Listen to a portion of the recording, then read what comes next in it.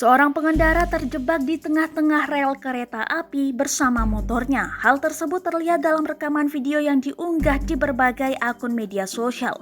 Akun Instagram @fakta.indo pada Kamis 18 November 2021 turut mengunggah video tersebut. Terlihat seorang pria mendorong motornya di tengah rel kereta api. Warga kemudian merekam dan berteriak memanggil pria tersebut. Tak berselang lama, kereta api pun datang. Seakan mendengar teriakan warga, kereta api berjalan perlahan dan berhenti. Pria tersebut lalu terselamatkan oleh warga.